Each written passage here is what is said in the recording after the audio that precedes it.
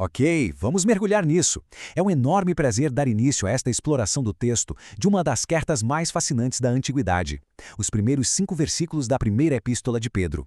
Bom, o que temos aqui não é só mais um simples cumprimento formal antigo, sabe? Na verdade, é um documento incrivelmente denso. Ele basicamente mapeia a jornada completa da identidade humana quando dá de cara com o divino. Em apenas algumas linhas, o autor consegue nos tirar da poeira do exílio terreno e nos jogar direto para a segurança de uma promessa celestial. Mas olha, para captar o peso real disso, a gente precisa voltar um pouquinho no tempo e entender o contexto do primeiro século. Naquela época, viver sob a sombra do Império Romano e declarar lealdade máxima a um rei celestial e não a César. Bom, isso era frequentemente visto como um ato claríssimo de traição política e insubordinação civil. Era uma atitude, digamos, politicamente muito perigosa. Custava carreiras, destruía o status social e muitas vezes custava a própria vida. Então, ao examinar a estrutura exata destas palavras, a gente desvenda como o texto fundamenta uma esperança que é totalmente inabalável. E não faz isso com discursos motivacionais vazios, não. Ele ancora essa esperança em uma realidade teológica que é, de longe, muito maior que o próprio Império Romano. E para entender toda essa magnitude teológica que vai se desdobrar, é necessário primeiro ancorar a mente na realidade histórica dura de quem estava recebendo esta carta. O texto definitivamente não se dirige a pessoas em posições de poder ou conforto aristocrático. Muito pelo contrário. Logo de cara, no versículo 1, o autor usa um termo grego que traduzimos como peregrinos dispersos. Isso evoca imediatamente o conceito da diáspora, que, historicamente, referia-se ao povo judeu espalhado fora de sua terra natal após vários exílios sucessivos. Mas preste atenção no que acontece aqui, porque é extraordinário. O autor pega esse conceito profundamente judaico de exílio e marginalização e o aplica a uma comunidade mista de fiéis. Ele redefine completamente a posição social deles no mundo. E há um peso absurdo nessas palavras. Significava estar literalmente à margem da sociedade, ser desprivilegiado, espalhado por territórios hostis onde os valores dessa comunidade batiam de frente todos os dias com a cultura dominante. Ou seja, antes de apresentar qualquer conceito espiritual elevado, o texto faz questão de reconhecer e validar a dura realidade terrena e a vulnerabilidade social desse público original. E é exatamente desse lugar de extrema fragilidade humana que a narrativa ganha uma força surpreendente. Vamos para a primeira parte. Peregrinos escolhidos. A dupla identidade. Isso ilustra brilhantemente a vasta escala dessa dispersão e a tensão constante entre a condição terrena e a identidade espiritual do grupo.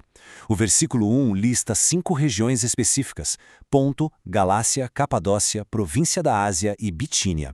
Gente, estamos falando de uma extensão territorial enorme, uma região montanhosa e muitas vezes inóspita na Ásia Menor, o que hoje conhecemos como Turquia.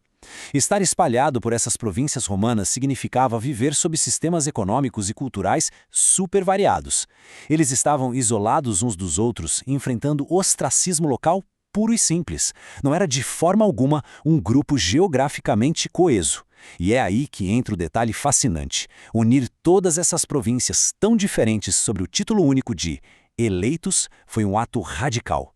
Aos olhos do mundo, eles não passavam de cidadãos de segunda classe, forasteiros totalmente desconectados.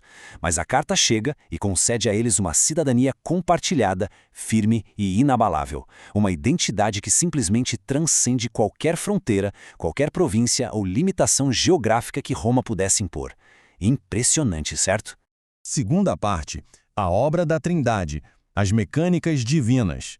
Agora, o que é realmente interessante observar aqui é a precisão absoluta com que o versículo 2 disseca essa realidade espiritual através de uma fórmula trinitária que é, honestamente, estruturada com perfeição.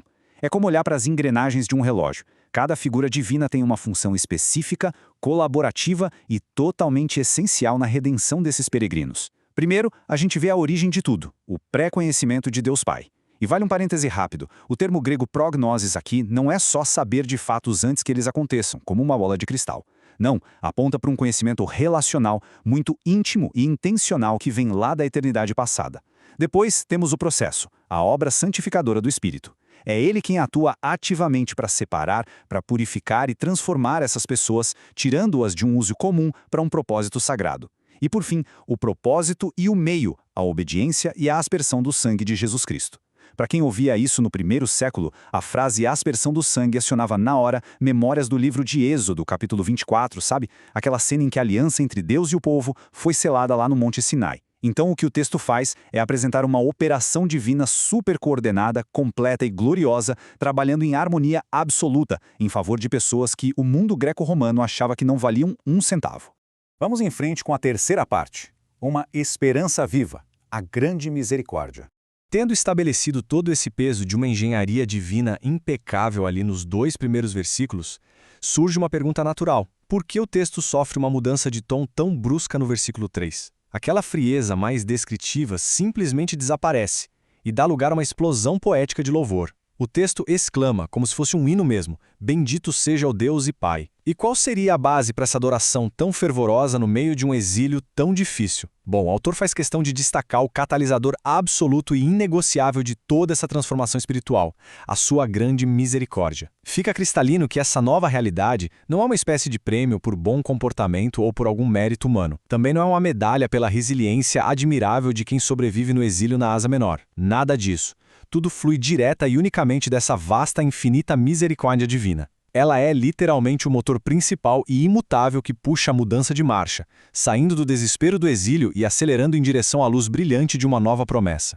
Então, o ponto crucial é entender como essa imensa misericórdia se manifesta na prática, na vida humana. O versículo 3 traz o conceito de que Deus os regenerou, promovendo de fato um novo nascimento espiritual. E o texto é cirúrgico, tá? Ele conecta esse renascimento diretamente a uma esperança viva. A raiz grega usada aqui é zoe, que remete a uma vitalidade pulsante, a própria vida de Deus mesmo, em contraste com uma mera existência biológica, aquela de só acordar, respirar e dormir. Essa esperança que o texto aborda não é só pensamento positivo ou aquele otimismo cego de achar que, sei lá, as colheitas ou a política na Ásia Menor magicamente vão melhorar amanhã. Definitivamente não. É uma esperança viva, ativa e cheia de energia, exatamente porque está cravada em um terreno histórico irrefutável e triunfante, a ressurreição física de Jesus Cristo dentre os mortos. A ideia central é que essa esperança pulsa, respira e aguenta firme qualquer infortúnio terreno, pura e simplesmente porque aquele que a garante desfez e venceu a maior de todas as entropias, a própria morte. Chegamos à quarta parte, a herança incorruptível, guardada nos céus.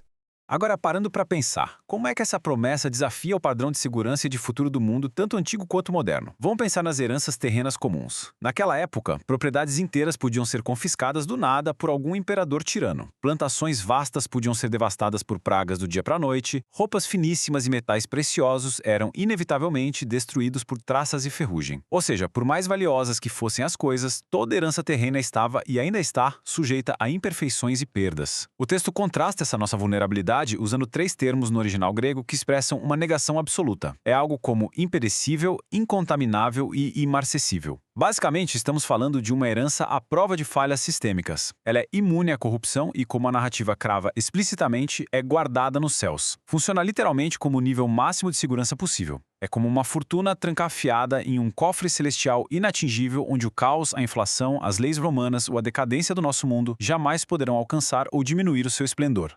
Vamos avançar e ver como isso se constrói no clímax do nosso trecho de hoje, que é o versículo 5.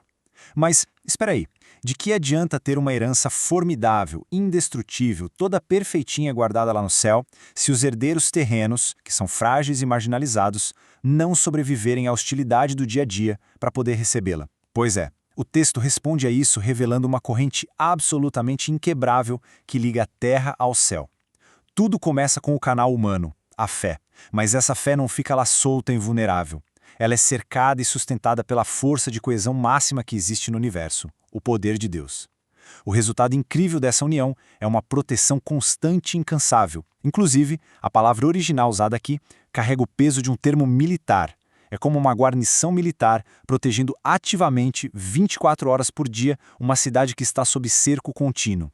E o destino final de toda essa operação super blindada é a salvação prestes a ser revelada no último tempo. Fica muito evidente o design genial desta teologia.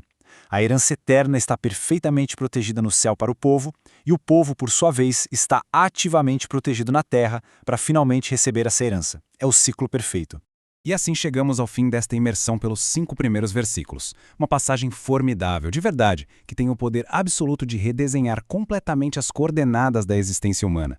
Para aqueles que antes eram definidos apenas como marginalizados, peregrinos e dispersos pelas poeiras de um mundo hostil, o texto apresentou e fundamentou uma identidade incrivelmente elevada, a de eleitos, desenhada nos mínimos detalhes pela própria Trindade. Mostrou também o despertar de uma esperança que é inteiramente energizada pela ressurreição, garantindo um futuro que é pura e simplesmente impossível de ser roubado ou arruinado.